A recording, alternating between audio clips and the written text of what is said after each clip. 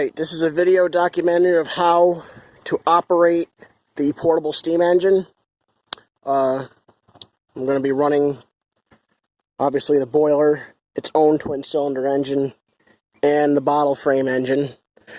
I'm also going to be running my small display boiler for my model engines. This will be its first steam test for the year, running the Ray Hasbrook number 1. I've recently acquired a twin-cylinder Creeders engine that is actually en route to me as we speak, and that'll be running on this boiler also in the near future. This boiler is already lit. There's not really much to it. You fill it with water and you light off the propane burner that's underneath. Obviously, having your ignition source lit and on top of the burner before you turn on the gas, otherwise, woof, you get a big explosion. It only runs on 20 or 30 pounds, so just kind of let it cook and simmer until it gets steam up, and then it'll run the engine just fine. So there isn't really much to running this, but I will, show how to get things started once things start to heat up with that. That'll take a while, probably about an hour to get steam. This takes about half that because this actually has tubes in it. That has absolutely no tubes. It's only heated from the bottom like a kettle. Okay, so when you're getting started, I hook my garden hose up to the blowdown because that's a garden hose thread. I put this cap on here just in case if for whatever reason that valve fails. It won't be a catastrophic blowout. That cap will stay there, but I keep that loose so I can just unscrew it when I'm done and I can just blow it down. So I fill the boiler almost all the way up, and there's a reason for that. Because it's a vertical boiler, the tubes, well, part of the tubes aren't fully covered by water. So when the top of the tubes are dry and no steam is formed yet, there's nothing to cool them. So I like to keep the water as close to the top as possible, so when you're first starting out, all the heat is uniform, all the tubes are adequately cooled until the steam starts to form, and then I kind of let the water down once pressure starts to build. Then I let it down to operating level, and I go from there. So I add 1 ounce of LSB 4000 steam boiler treatment into the boiler directly. Then I add 1 ounce into the feed tank itself. Now, I do use city tap water, but I don't just take it right from the tap. I have 2 filters. I have a small cylindrical RV water filter that's 100 micron filtration, goes through the hose, and then it goes to a boat freshwater filter, which is, I believe, 5 micron filtration. I'm pretty sure it's 5. Anyway, it's much better filtration, and they're both activated charcoal filters, so it's a 2-stage filtration system, and it gets out any undesirables that are in the water as far as, dissolved solids. It doesn't get all of them out, but it gets stuff like iron and lead and crap like that, and it actually converts the chlorine, the gaseous chlorine that is dissolved in the water, into a salt, and that will get blown out when the boiler is done running. So I just let that trickle through there and gradually fill everything so the water has a chance to filter. Then I add the treatment, get all my lines hooked up, because when this isn't running, this is disconnected and this is disconnected. So you have to hook these up, fill the tank. Okay, now, I start, most of the valves are open, like the main steam that feeds the injector and the whistles, that's open because I know all these valves are good and everything comes up slowly under pressure. And this is just a stop valve, so if anything happens, I can just shut this off. I leave the steam line to the big engine isolated until things get hot. Same thing with the throttle for the twin.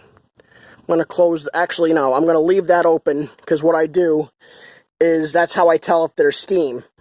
I leave that just cracked, so once steam starts to form, it's going to start to spit out the steam line drain underneath. It's a moisture drain. It's like a collector elbow under there. So once I see steam start coming out of there, I know I've pushed all of the dissolved oxygen out of the water and I'm actually making steam, because you can get a false reading on the pressure gauge when you're heating up and you keep everything sealed, that's just all the dissolved oxygen coming out of solution and the water driven off by the heat, and you don't have any steam. It's just the everything coming out of the water, and the non-condensables are expanding. So once they're out and I see there's actually steam forming, I shut that. Then any pressure that I get on the gauge, I know is actually steam. So now we have water in the glass. We have our wood in the firebox, which is dry scrap wood. I also make sure my hand pump works. When I first fill the tank, I give the hand pump a couple of strokes and make sure it comes up on the sight glass. Make sure all my feed water systems are or poised to be working, because you obviously can't test the injector unless you have steam. So now we're ready to light off. Then in the next segment, I will discuss lubricating and preparing the engines for starting. Okay, so we're going to take my MAP gas torch here. I'm just going to hold it in there for a couple of minutes because this is pretty dry. It usually does not need an accelerant. I'm not really a fan of using accelerants because it's just bad news bears.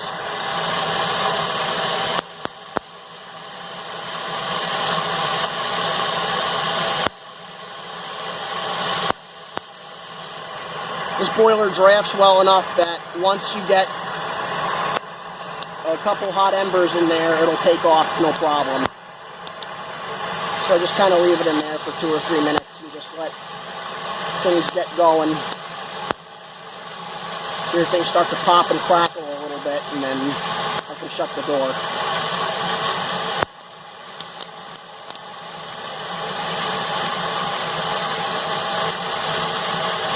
I think that's about enough.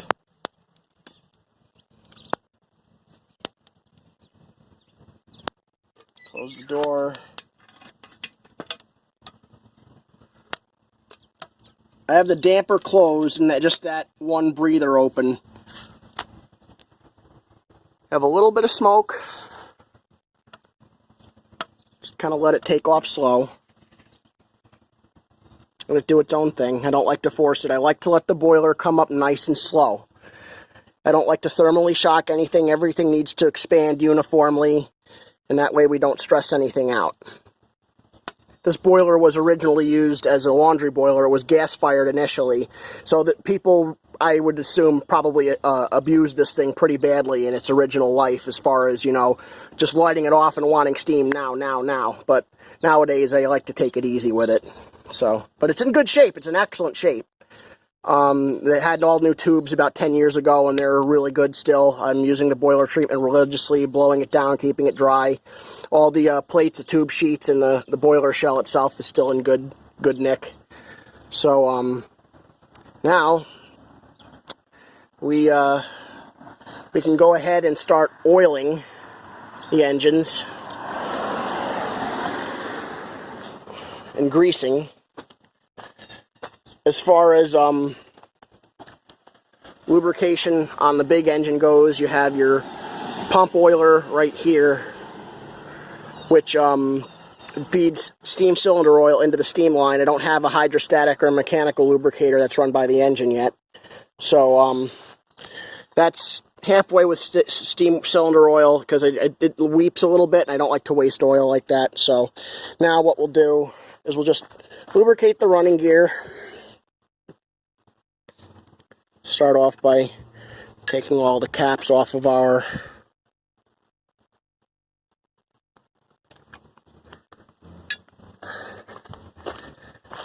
oil cups. Okay. I am using for bearing and journal oil, it's a non-detergent 140 weight mineral oil. I like that it's heavy. It tends to cling to everything nicely, and the detergents don't tear up the bronze in the bearings. Or no detergents to tear up the bronze in the bearings, rather. It's just a pure virgin mineral oil. Does the job very well.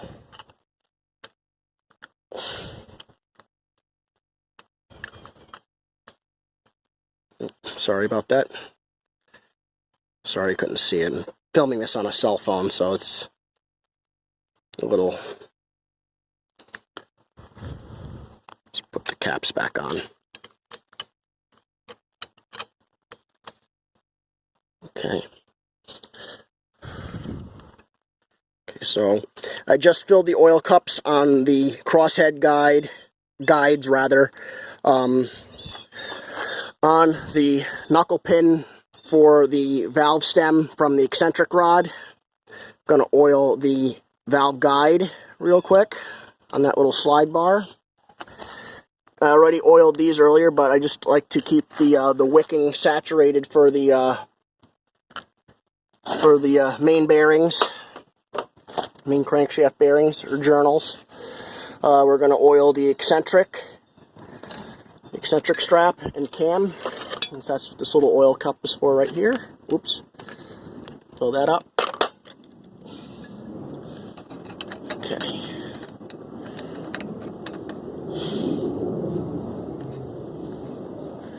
Okay, so now I usually give a little spritz on the guides themselves, and then we're gonna hit the governor, the actual bushing for the governor. I'll need to get this funnel off of here.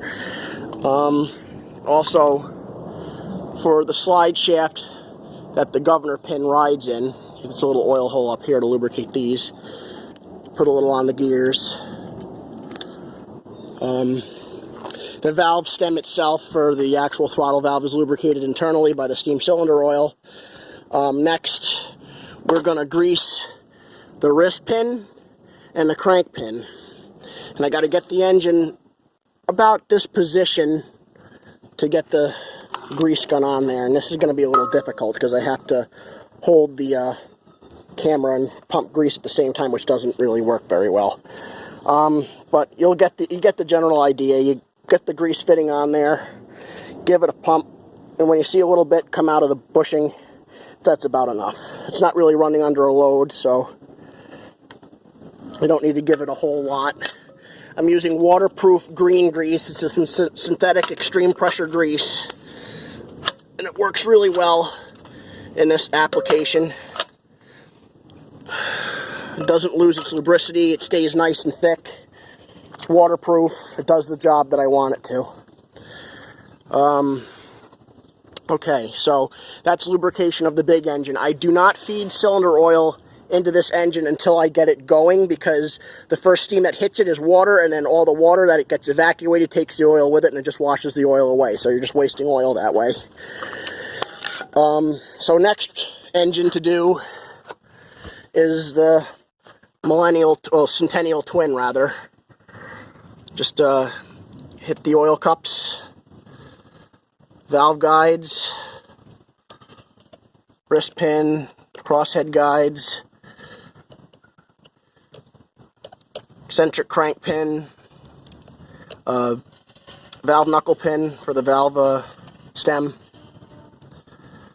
the crank pins, main journals again, the same on the other cylinder. It's a ritual. Crosshead guides, valve guides,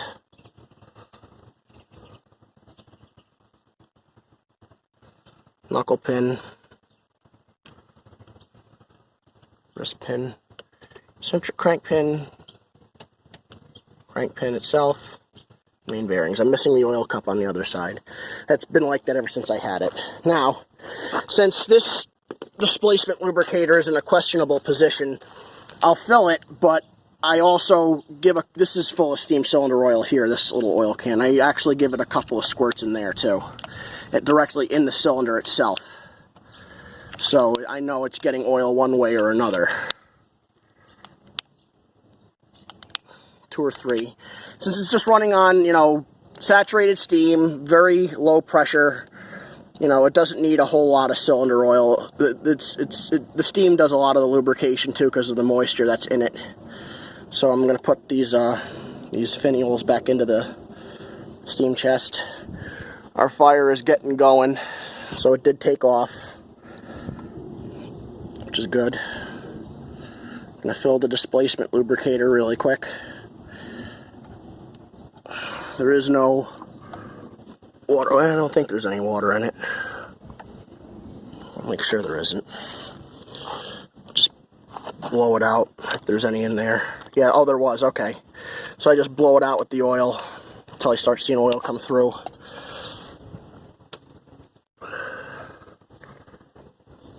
And make sure that's filled to the top.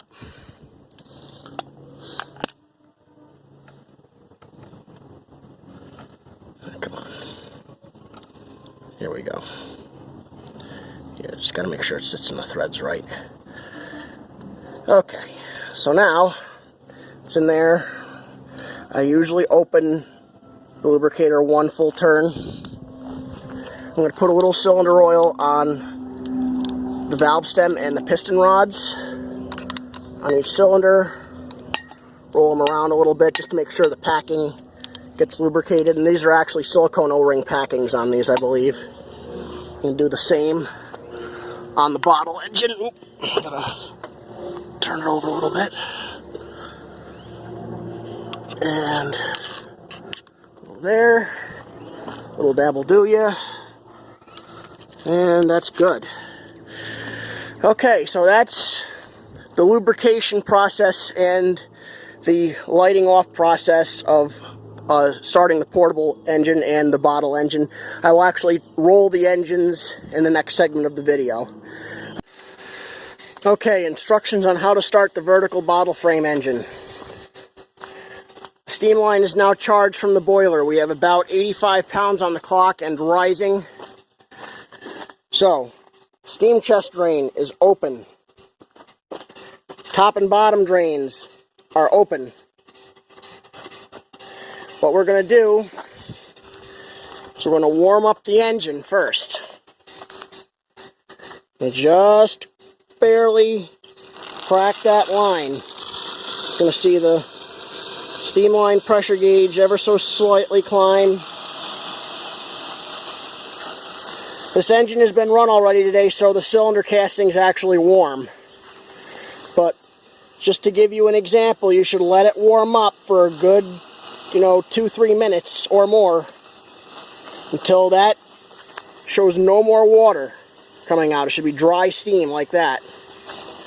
Let her come up, get nice and warm. And once you got your dry, close it. You're going to walk over the other side. Stand clear of the drains.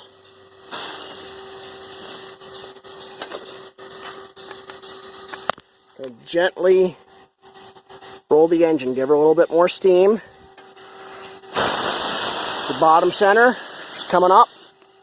Top, bottom, top, bottom, top. A little bit more.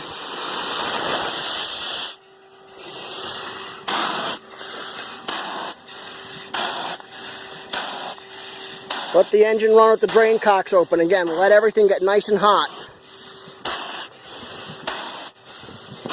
You're going to hear the exhaust is glugging a little bit because some of the condensate's working its way out of the cylinder through the valve, into the exhaust passage and up the stack.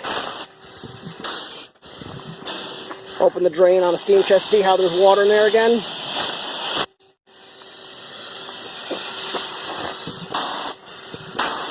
She's nice and hot. Close the drains.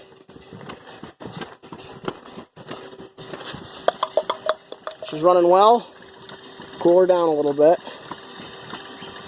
Now you're using that steam. Now, once she's going pretty good, open your stop valve on the lubricator. Give her 3 pumps. And that should keep her happy for a good half hour or so. Now add some water. Bring that steam down a little. It's bad practice to let the boiler pop off all the time. It's bad for the safety valve. Scares everybody. Pulls water. It's just not a good thing. We're actually clear out of the glass right now. It's too much water, but I mean, it's the only thing you can do to keep it from popping. But now that the big engine is running, it'll eat some of that steam. I like to carry the water right around the D area. So now we'll go over to the twin and we'll start that. On the bottom of the steam line there's a petcock, okay, or a drain. I leave that cracked just so, you know, the condensate has somewhere to go and it doesn't fill the line and you get slugs of water in the cylinders.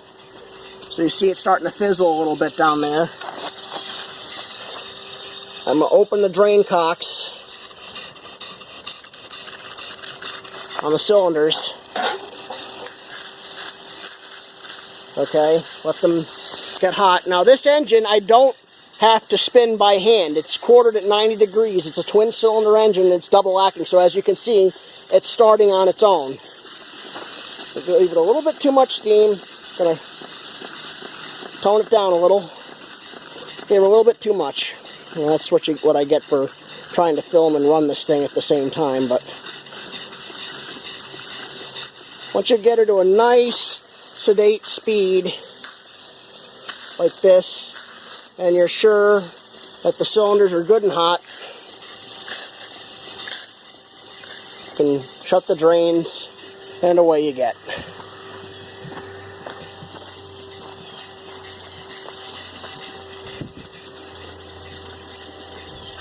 Okay, water's starting to come down a little bit. Boiler's hanging around 80 pounds. Everything is kind of moving and grooving. We're good. She's set to go. Starting principle of this engine is much the same. This engine has Stephenson's link reverse. Okay, so if the engine is reversible, I like to rock it, you know, just rock it back and forth off center and let it top and bottom end get hot with the cylinder cocks. And what I mean by rock it is when you're feeding steam to it,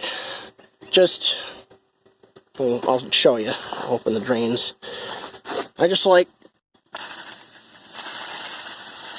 switch from top to bottom, but that's on center, so see, do this because, whoops, there we go.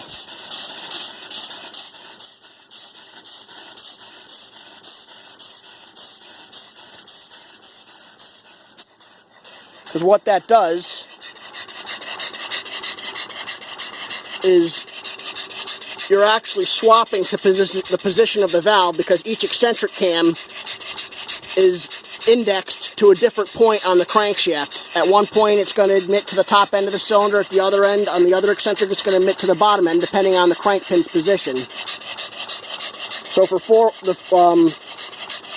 the forward eccentric is the innermost one, the reverse eccentric is the outermost one. We'll watch the principle here. It changes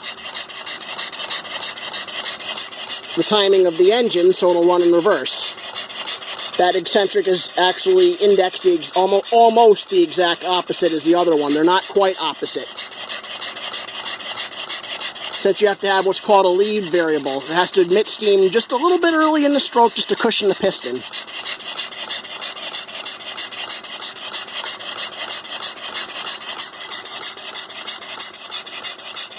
The relationship between the crank and the eccentric cams, either direction for each cam, is roughly 90 degrees. Give or take a few, like I said, to account for that lead variable. You're going to get probably a little bit more than that. But without lead, you're at 90.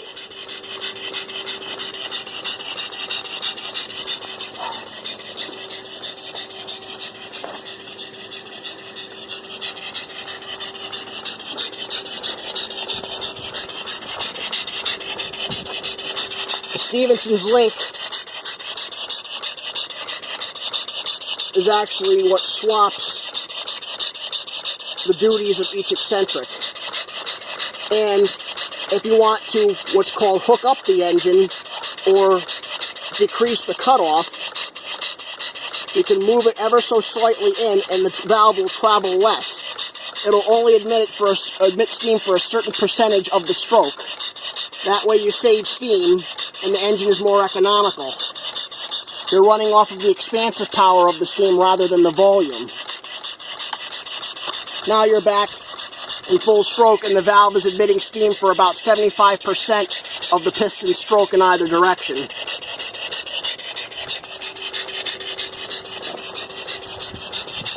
This boiler is gas fired, so once it's hot, you can kind of set it and forget it. You got it set to 20 pounds, still got 3/4 of a glass, we're fine.